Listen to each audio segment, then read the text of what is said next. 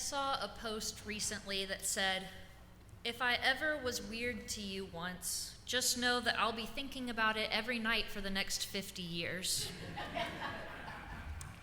I resonate with that comment. I am a certified overthinker. There are certain conversations that stick with me no matter how much I try to shake them loose. And to me, the worst thing is when one of those conversations is on replay in my head and I come up with all of the things that I could have or should have said, particularly if I was trying to be persuasive. If I had just said this, then they would see my perspective.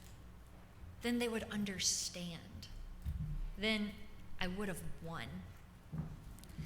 I'll be the first to admit that that is not the healthiest approach to resolving conflict.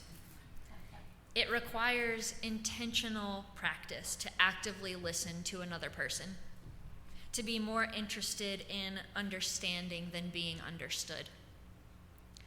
Nonetheless, I suspect that on some level, we all have those moments in which we desperately hope that we can convince another person to align their ideals with ours. And if such harmony proves impossible, we delight when we experience victory in a battle of wits. So when I read our passage from Matthew 22, I'm jealous of Jesus' ability to answer the Pharisees' clear attempt to entrap him with their question. Anyone who's taken a course on research methods can spot this from a mile away. If you want qualitative research, then you ask open-ended questions which allow the responder to think and express themselves any way they want. Closed-end questions have yes or no, this or that answers. And they have their benefits in that they help provide specific answers. But the point remains, the way you ask the question matters. It's clear that the Pharisees aren't particularly interested in what Jesus really thinks. If they were genuine in their praise of his character and his teaching, they might have said, "Jesus, I'd be curious to know what you think an ethical tax system looks like." Instead, they chose a closed-end question. Is it lawful to pay taxes to the emperor or not? They framed the question in such a way that if Jesus answers in the affirmative, he will most certainly offend the Jewish purists who found the tax deeply problematic. And if Jesus declines to pay the tax, he subjects himself to Roman arrest. In order for us to more fully understand the predicament that the Pharisees have created for Jesus, we need to know more about the implications of the tax at hand. It was specifically a census tax, which also served as a painful reminder to the Jewish people that their homeland was under the occupation of the Roman Empire. And to add insult to injury, this tax could only be paid with a Roman coin, which not only served as legal tender, but was what can only be described as a graven image of the emperor. The coin not only depicted Caesar's face, but an inscription that read, "Tiberius Caesar, August son of the divine Augustus, high priest." For a Jewish person to carry this coin, it could be said that they were violating the first two commandments. So it's no wonder that the question of paying this tax creates both political and theological turmoil. It is surely difficult to identify with Jesus' first listeners, for while we all know something of taxes, particularly as tax day looms before us 43 days away, many of us who gather around these words today know nothing of what it is to pay our taxes to a foreign occupying entity.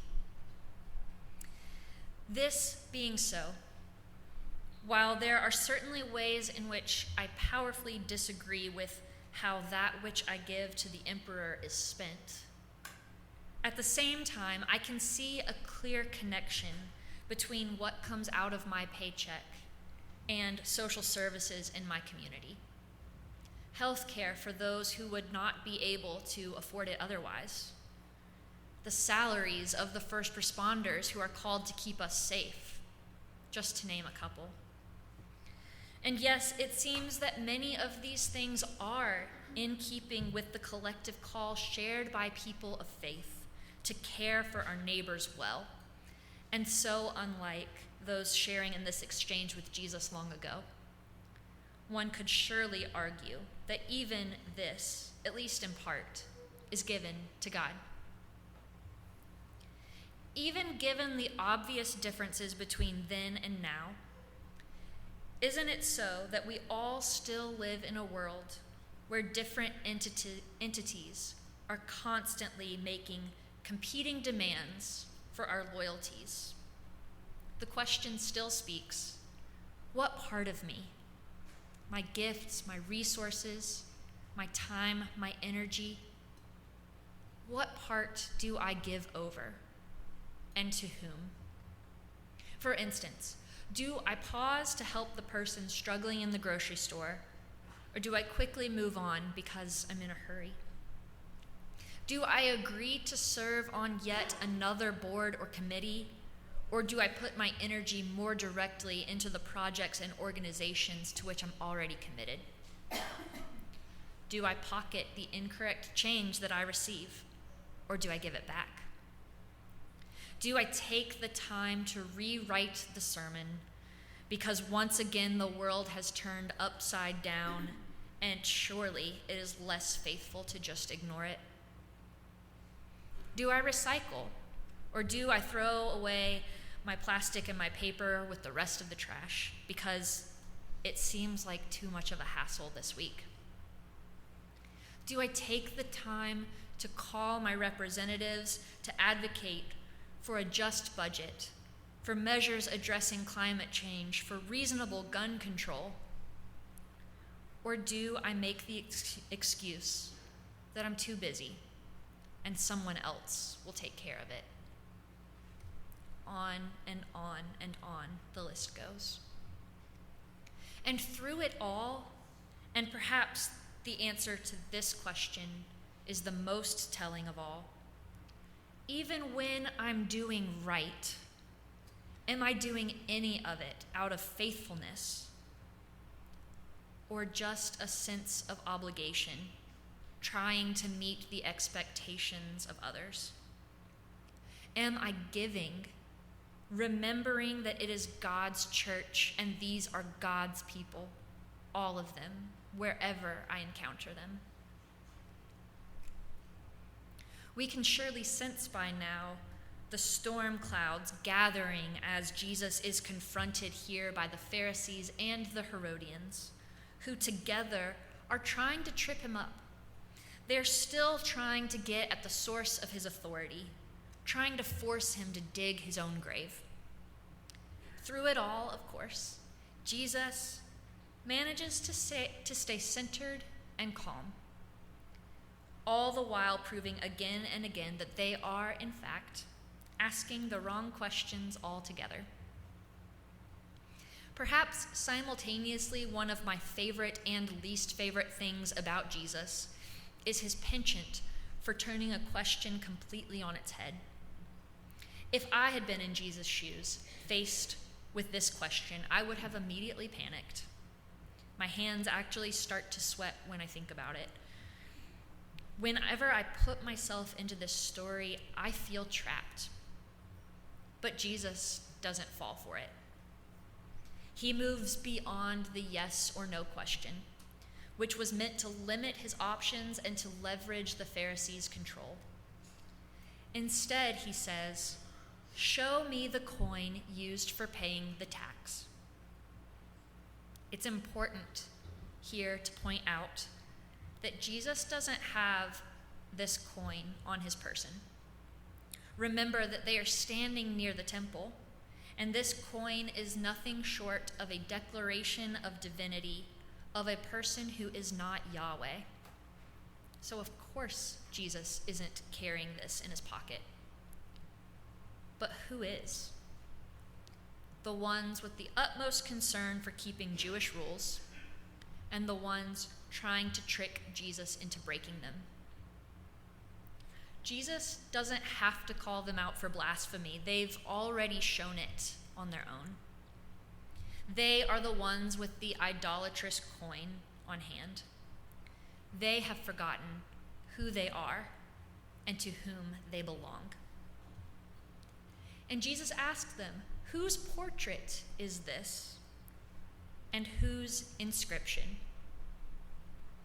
Give to Caesar what is Caesar's, and to God what is God's. So our task then is to determine what belongs to Caesar and what belongs to God. This is not a division of the world into two realms with two sovereigns. This is not a call to determine what is of the world and what is of God. Too often, questions of dichotomies separate things that in their very nature are intertwined. As Christians who also live in a structured society, we don't have a choice between God and government, although the answer is obvious how we ought to prioritize these things. My theology and my politics are inseparable because my theology ought to inform my politics. There is no other way to give to God what is God's. I cannot separate issues that only belong to Caesar when the whole world already belongs to God. And I actually don't believe that God is anti-government. I believe that God is concerned with good government, with justice flowing and the flourishing of all creation. While human systems tend toward wielding power that does not even belong to them, God's way of governing is to invite with love rather than enforcing with violence. God's governing is altogether different from Caesar's. And if we are not concerned with God's way of governing, we risk belonging to Caesar. So surely this dramatic moment in Matthew's gospel is not only about taxes, is it? We have no choice but to live in the realm of the empire. But perhaps we can choose how we live in the empire. Indeed, all of life is a constant negotiation for all that we have and all that we are. And I'm quite certain that by Jesus using the example of the emperor's face on the coin, he is actually pointing to all of this, to all of those things which compete for our obedience and our loyalty today. So maybe the best gift of the exchange before us now is that it throws us back on ourselves, inviting us to wonder about what Jesus' first questioners were called to consider long ago. Maybe these are the sorts of questions that you and I are called upon to ask and answer every day. And maybe by doing so, this is how we come to a clearer understanding of what actually belongs to the emperor and what belongs to God. While I imagine that Jesus is put off by this question, he seems to remain almost nonchalant. Caesar can say whatever he wants to on his coin, but God has already embedded the divine image on the human soul. Have you ever wondered how it's decided what goes on our currency? I was 7 years old when the first of the state quarters were released. And whenever a new quarter came out, my grandfather would go to the bank and make sure that he got a few shiny ones, and he would send one to me in the mail to help with my collection. And I remember reading in American Girl magazine in 1999 a story submitted by the daughter of the man who won the contest for the design of the Connecticut State Quarter. It's the one with the extremely detailed oak tree. I was so intrigued by the whole process of choosing designs for the new quarters. If you lived through the early 2000s, you probably remember, or maybe you have your own collection. Each coin has some image that's chosen to represent the pride of that state. So perhaps the images that we carry in our pockets connect us to our heritage. They remind us who we are and from where we came. What's the most important thing about our identity as humans? You and I who gather around these words today already know that first and last we belong to God.